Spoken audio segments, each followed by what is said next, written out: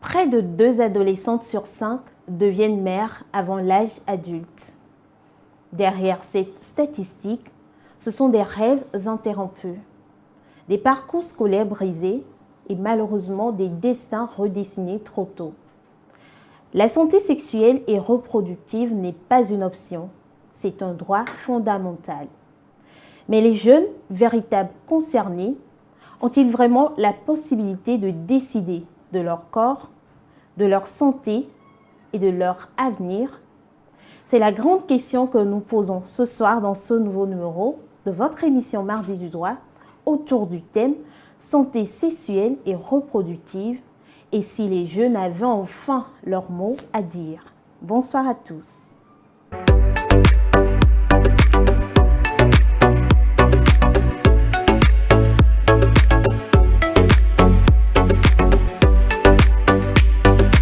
Chers téléspectateurs, merci de nous choisir tous les mardis à partir de 20h sur votre télévision sommet Pyramide TV. Ce soir, nous parlons du droit à la santé sexuelle et reproductive.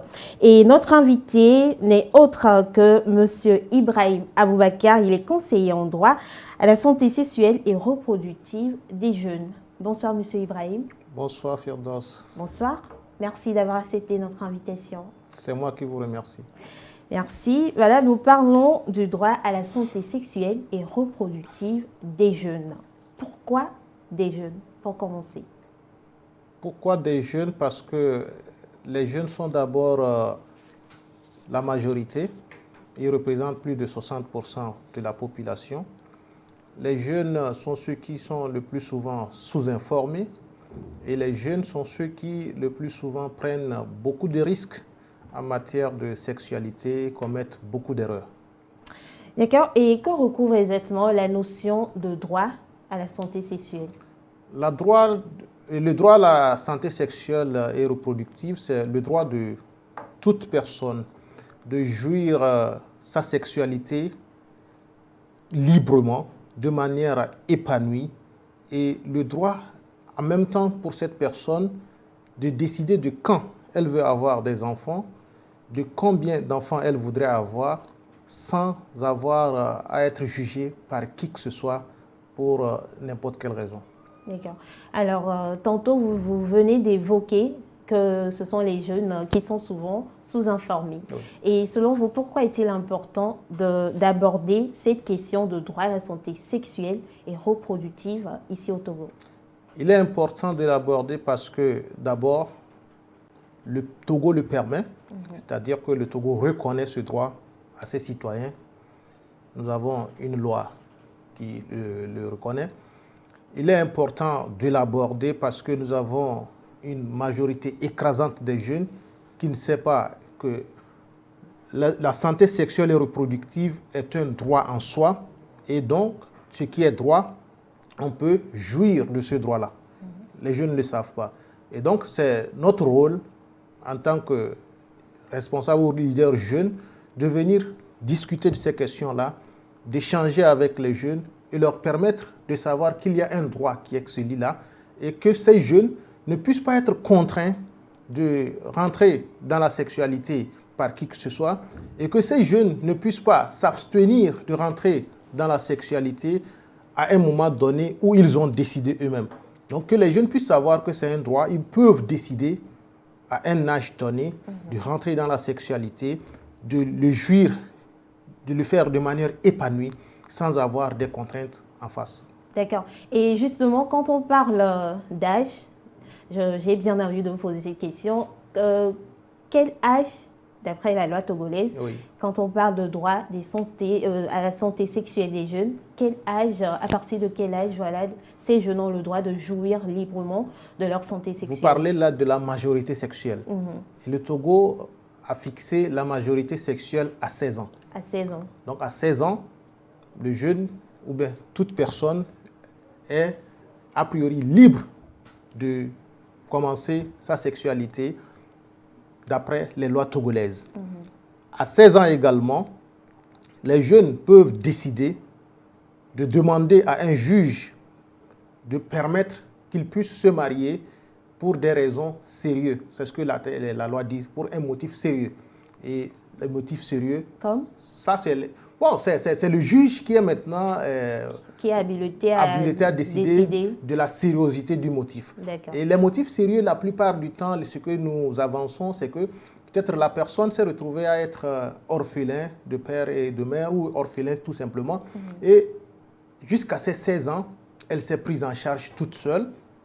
Elle a commencé par mener des activités, elle a même une situation financière stable. Oui.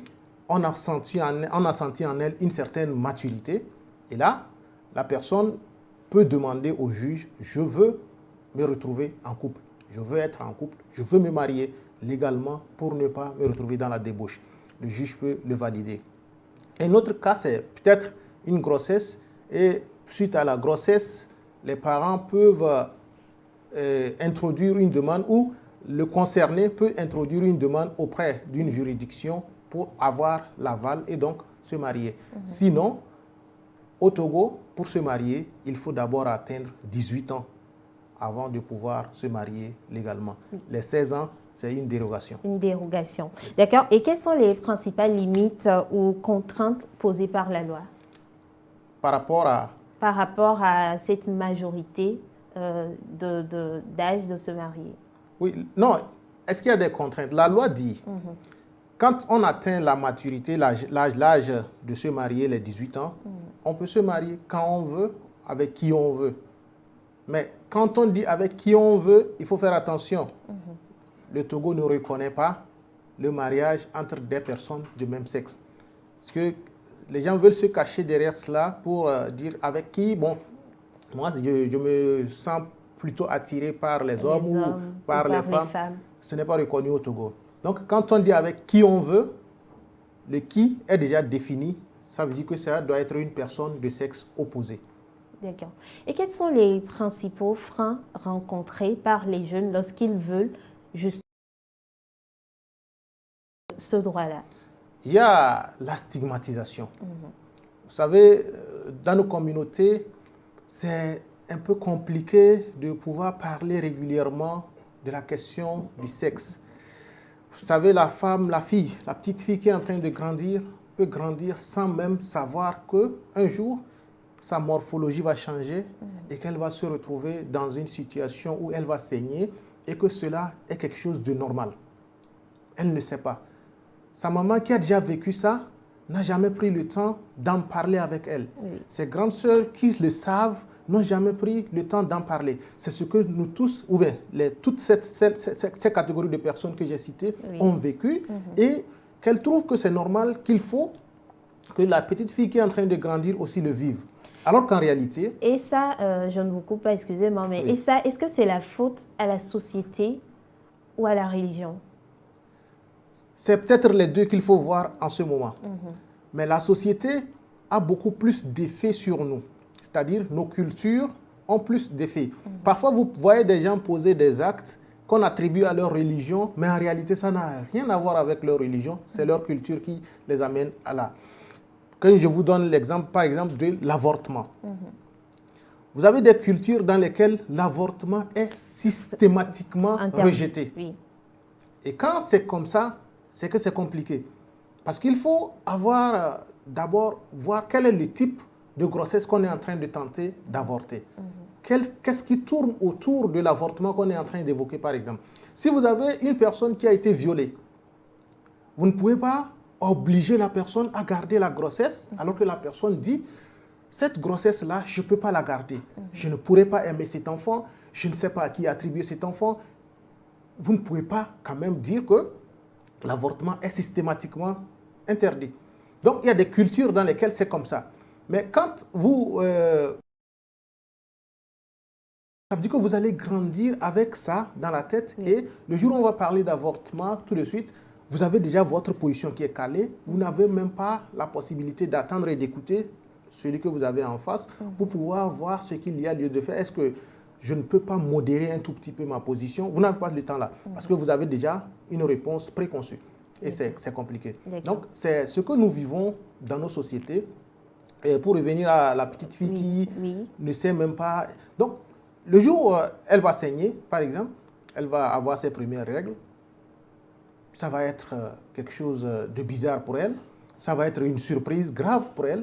Et s'il n'y a pas eu d'éducation à la sexualité au niveau familial, déjà à 6 ans, il faut qu'on commence par en parler. Quand on sait que ce que je dis, l'enfant retient, il faut commencer par préparer son esprit. Tu es une fille, tu vas grandir, à un moment donné, tu vas avoir ta morphologie qui va changer, tu peux avoir ta poitrine qui va bomber, un jour tu vas devenir beaucoup plus belle, tu vas un jour peut-être voir le sang qui va couler en toi, ne t'inquiète pas, c'est normal, c'est quelque chose de... Quand l'enfant est préparé comme ça, le jour où l'enfant va se retrouver dans cette situation, l'enfant savait déjà que, voilà. Et même quand l'enfant voit l'âge, parce qu'à un moment donné, on va lui dire, parce qu'il faut qu'on puisse lui dire aussi qu'à cet âge-là, il faut que tu fasses attention, il faut que tu ne côtoies pas, pour éviter de tomber enceinte. Parce que si tu le fais, ce sera quelque chose qui va peut-être avoir un effet sur le parcours que tu auras à avoir normalement. Parce que les parents, c'est leur rôle. C'est aussi le rôle de la société. Mais malheureusement, dans nos sociétés, nous n'en parlons pas. Et les quelques rares personnes qui se permettent d'en parler parlent avec des codes qui parfois ne permettent pas aussi aux enfants de comprendre ce qu'on est en train de leur dire. D'accord. Depuis, vous ne faisiez que parler de la jeune fille. Qu'en est-il du jeune garçon? Est-ce que le garçon, lui, n'a pas le droit de jouir librement de son corps et de sa santé sexuelle? La loi ne protège pas le garçon dans ce sens? Tous les deux ont des droits. Ils sont tous citoyens. Et le législateur ne peut pas oublier le jeune garçon. Oui. La jeune fille n'était qu'un exemple pour nous permettre... Et puis, c'est ce qui est le plus frappant. Mais le jeune garçon a lui aussi ses droits. Il faut qu'on lui fasse comprendre que quand il naît, déjà à 6 ans, il y a une évolution qui va commencer aussi dans son organisme. Un jour, il va se retrouver à avoir ce qu'on a appelé distribution des poils sur son corps. Il va avoir son gland qui va se développer davantage. Il va avoir, comment l'appelle-t-on, ce qu'on appelle l'éjaculation, ainsi de suite. Et que l'éjaculation-là peut lui permettre de féconder une dame si jamais il se retrouvait que les conditions sont réunies, parce que c'est un vaste processus.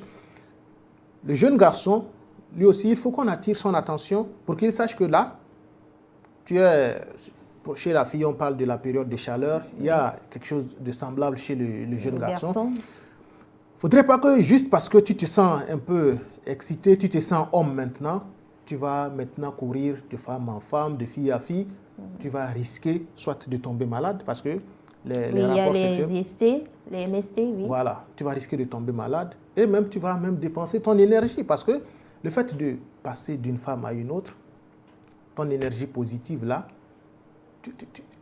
prenez l'exemple d'une clé USB que vous placez sur n'importe quel PC. Il y aura des virus à la fin. Virus, tout simplement. C'est la même chose chez l'être humain. D'accord. Et quand on parle toujours de droit des jeunes de disposer librement de leur corps, de leur santé, je ne sais pas, je mets trop l'accent sur ce terme parce que d'après ce que vous avez dit, c'est ce que la loi dit. La jeune fille ou le jeune Togolais a le droit de disposer librement de son corps. Qu'en est-il des grossesses précoces, ce phénomène récurrent auquel nous assistons depuis quelque temps, qui est toujours là? Oui, les grossesses précoces. Là, le droit de disposer librement de son corps. Si la jeune fille qui est tombée grosse décide de garder la grossesse, son entourage, ses parents doivent comprendre et doivent l'accepter, l'accompagner. L'accompagner, justement. Et l'accompagnement est de plusieurs ordres. Parce que c'est trop facile que juste parce que la fille est tombée enceinte, on commence par crier sur tous les toits. elle va apporter la honte dans la famille. C'est par toi que ça commence. On n'a jamais vécu ça. Toutes tes sœurs se sont mariées, tout ça. Ça, c'est une erreur. Il faut reconnaître, la fille est tombée enceinte. Mais il ne faut pas créer d'autres erreurs.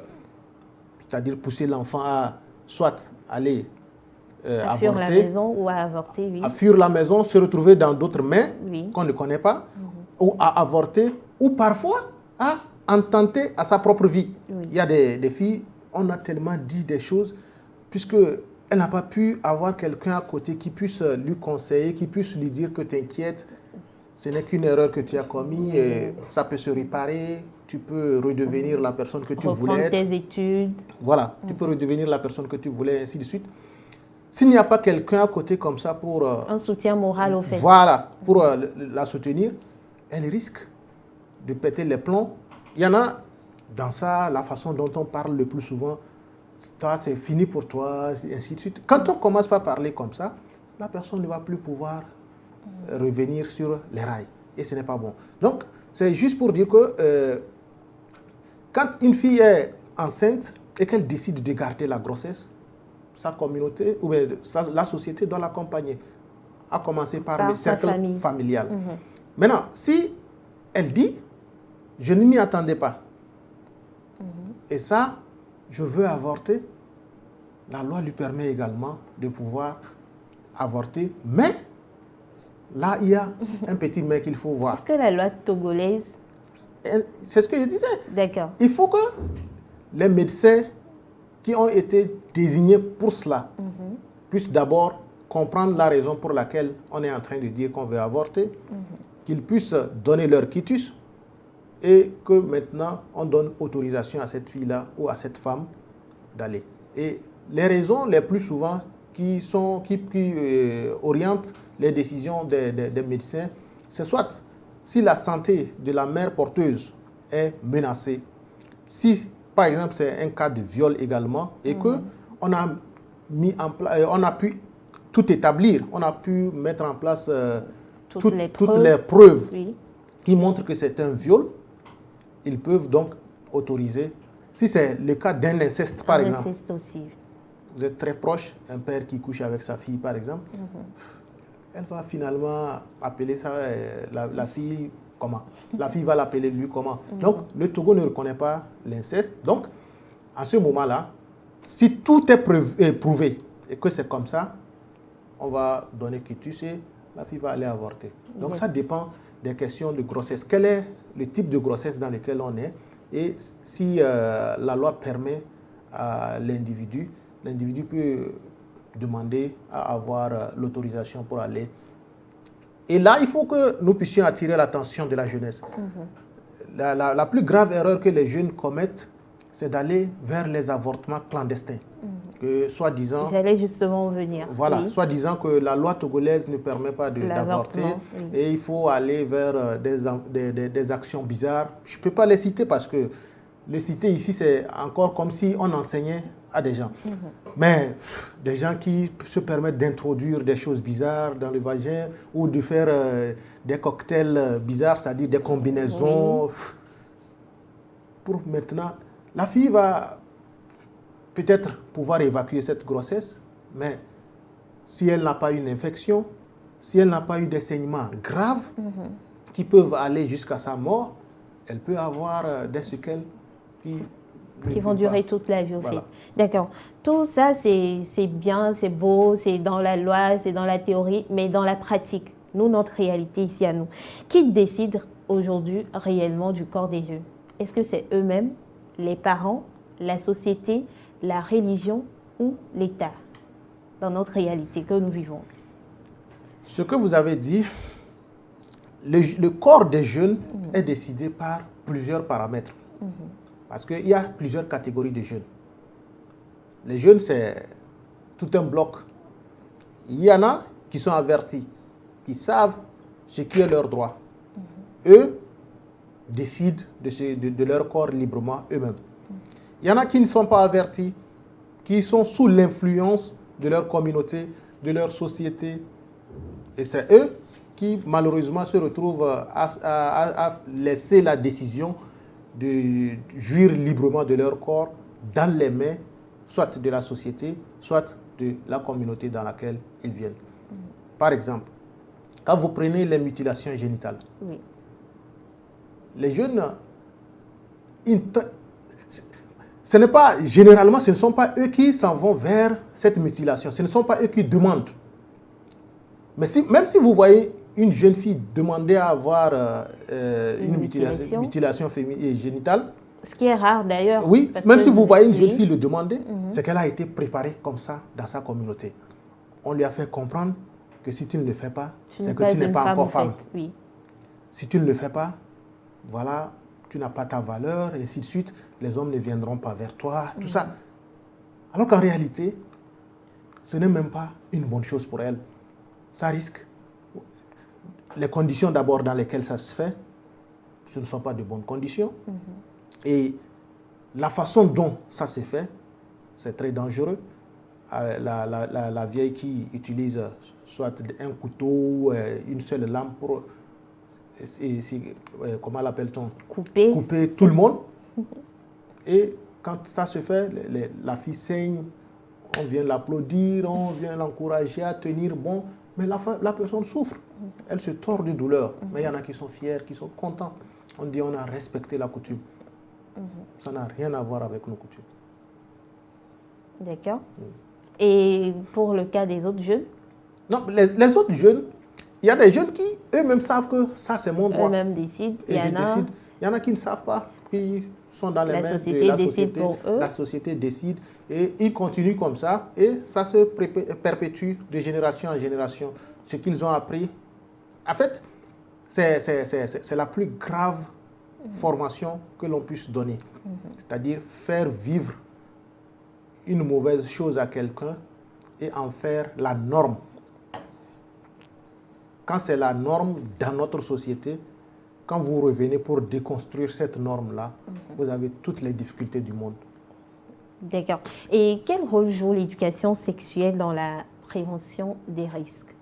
Oui, l'éducation sexuelle permet aux jeunes de savoir que, attention, il y a des choses que je ne peux pas faire à cet âge-là. Et si je dois le faire, il y a une façon de le faire. Par exemple, si le jeune n'est pas averti, il ne sait pas que, en tant que jeune, si j'atteins déjà 14 ans, 15 ans, je peux féconder une femme. S'il ne le sait pas, il peut se permettre d'aller dans tous les sens. Si le jeune ne sait pas qu'il peut être violé, parce qu'il y a des jeunes aussi qui sont violés, des jeunes garçons par exemple, qui sont violés. Ils sont violés par des personnes plus âgées qu'eux, des femmes qui retrouvent des jeunes dans des maisons, dans un coin quelque part, qui les attirent avec de l'argent, de la nourriture, et après incitent ou bien poussent les jeunes là à coucher avec elles. Dans ce genre de situation, l'éducation à la sexualité permet aux jeunes de savoir que non, si je ne suis pas consentant, si je ne suis pas d'accord, si ce n'est pas moi qui veux aller vers ce rapport-là, c'est que c'est un viol. Et quand c'est comme ça, la loi permet aux jeunes de venir maintenant porter plainte. Et c'est la plainte qui permet à ce jeune-là de pouvoir rentrer dans son droit. D'accord. Et quelles sont les actions que vous menez en tant que conseiller en droit sexuel et reproductif des jeunes? Quelles sont les actions que vous menez pour sensibiliser les jeunes à leurs droits à la santé sexuelle? Les actions que nous menons, c'est la sensibilisation. C'est d'attirer l'attention des jeunes. C'est de les former, leur permettre de comprendre que ça, c'est ton droit, ça, c'est pas ton droit. Ton droit, voilà comment le jouir. Et nous faisons également l'accompagnement. C'est-à-dire que quand le jeune est en difficulté, un jeune qui a subi un viol par exemple, et qui vient vers nous, ou que nous sommes informés, nous pouvons l'accompagner de sorte que ce préjudice-là puisse être réparé. Donc ça, c'est nous notre rôle. Et nous faisons également dans la sensibilisation de masse pour que les communautés qui sont noyées ou qui se retrouvent dans des, comment pourrais-je appeler ça, des normes sociétales préétablies, qu'on puisse quand même voir dans ces normes ce qui ne peut pas nous permettre d'évoluer, qu'on puisse les mettre de côté pour pouvoir avancer. D'accord. Monsieur Aboubakar Ibrahim, merci beaucoup. Nous sommes pratiquement à la fin de cette émission. Quel message fort souhaitez-vous adresser, surtout aux jeunes? Nous sommes à la rentrée scolaire. Les jeunes sont peut-être à la deuxième semaine de la rentrée. Nous voudrions attirer leur attention pour que les jeunes filles, notamment, ne puissent pas se laisser emporter par les mots doux qui sont prononcés par soit leurs camarades de classe, les jeunes garçons ou parfois les hommes, les enseignants, aussi, ou les personnes qui sont sur la route. Votre avenir est dans vos mains. C'est à vous de décider de comment faire en sorte que vous puissiez du jour au lendemain, vous aussi voir, être vu comme vous avez vu Madame le Premier ministre sortant, la présidente de l'Assemblée et toute autre personnalité qui a été femme dans ce pays et ou qui est encore femme, qui est passée par le cursus scolaire qui maintenant aujourd'hui est en train de jouer un rôle capital dans le pays. Nous avons besoin de vous, les filles, pour que nous puissions construire ensemble ce pays. Les garçons également, nous avons besoin de vous. Nous avons vu l'année passée des exclusions qui ont eu lieu dans les écoles parce que les jeunes se sont enceintés, les filles ont été enceintées par des garçons, soit dans les écoles ou ailleurs. Nous ne voudrions pas que cette année, on puisse avoir ce record également, que les jeunes puissent se concentrer sur leurs études. Il y aura un temps pour les études et il y aura également un temps pour jouir de la sexualité. Merci beaucoup à vous, Monsieur Aboubakar Ibrahim. Je rappelle, vous êtes conseiller en droit à la santé sexuelle et reproductive des jeunes. Chers téléspectateurs, c'est la fin de cette émission. Merci également d'avoir été des nôtres. Vous savez, le droit à la santé sexuelle et reproductive n'est pas une option. Voilà, allez souvent aux informations, assistez surtout aux séances de sensibilisation, écoutez les conseils des parents, des professeurs, mais surtout prenez soin de vous parce que l'avenir de la nation est entre vos mains. On se retrouve mardi prochain pour un nouveau numéro.